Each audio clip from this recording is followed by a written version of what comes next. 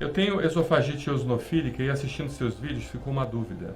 IgG4 poderia ser um marcador de tolerância nesse caso? Olha, é uma pergunta bem interessante, bem inteligente também. Você deve ter visto o vídeo que eu falei sobre IgG4 e tolerância a aeroalérgenos, né? A alergia a substâncias que nós inalamos, a inalantes, né? Ácaro, poeira, mofo, pelo de animal e mosquito também, no caso, alergia de pele causada por mosquito, a questão da barata e tudo mais, do pólen. Ou seja, o IgG4, no caso dos aeroalérgenos de determinados tipos de insetos, ele é um marcador de tolerância.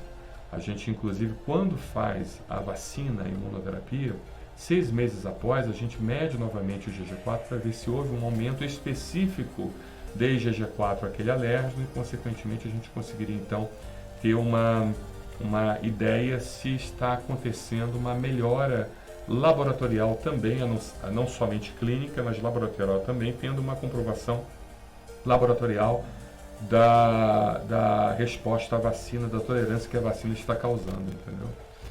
Então, porque, bem da verdade, o que deixava o paciente muito confuso é que quando você fazia vacina para alergia, o paciente até melhorava clinicamente, até realmente nos relatava melhora substancial com o uso da vacina, da imunoterapia específica, porém a IgE não aumentava ou não diminuía, ou aumentava um pouco, ou aumentava até mais, e a IgE é aquele marcador que, de certa forma, o médico acabava pedindo antes, uma IgE total, para saber como é que estava o nível de alergia do paciente. Ele ficava muito confuso, achando que não estava tendo resultados, né, com a vacina, porque justamente esse marcador, o anticorpo da classe IgE, ele não se modificava ou até aumentava eventualmente, entendeu? A curto prazo.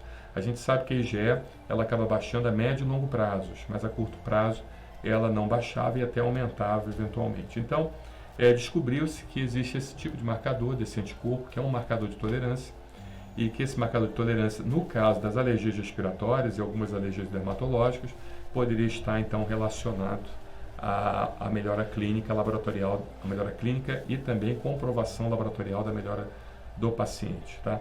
Mas no caso da esofagite eosinofílica é o contrário, né? Infelizmente, a IgG4 é um marcador de piora na esofagite eosinofílica. A gente não sabe muito bem ainda por que isso acontece, mas observando pacientes com esofagite eosinofílica, a gente vê níveis aumentados de IgG4 específica para alimentos, inclusive até para o próprio leite, para determinadas porções do leite, a alfa-lactoalbumina, por exemplo. Você tem níveis aumentados de IgG4 para alfa-lactoalbumina e mostra que aqueles pacientes que começam a tratar da esofagite eosinofílica é o inverso. Em vez de aumentar, diminui a IgG4, né? Ou seja, você tem uma resposta clínica laboratorial de melhora com diminuição da IgG4, ao contrário do tratamento das alergias respiratórias, que você, para ter uma resposta de melhora, você teria um aumento de IgG4, tá bom? Então, realmente é algo bem interessante.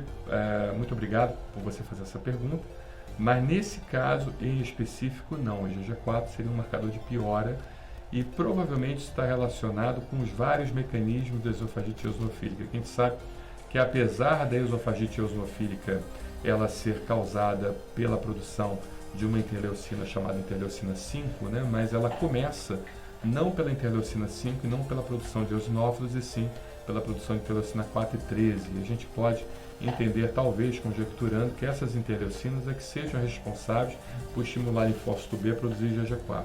Assim, é só uma conjectura, entendeu? É só uma possibilidade, mas ainda não se sabe muito bem. A única coisa que a gente sabe é que IgG4, no caso da esofagite eosinofílica, específica para alimentos, ela seria então um marcador de piora, tá bom? E não de melhora. Um abraço, obrigado pela sua pergunta.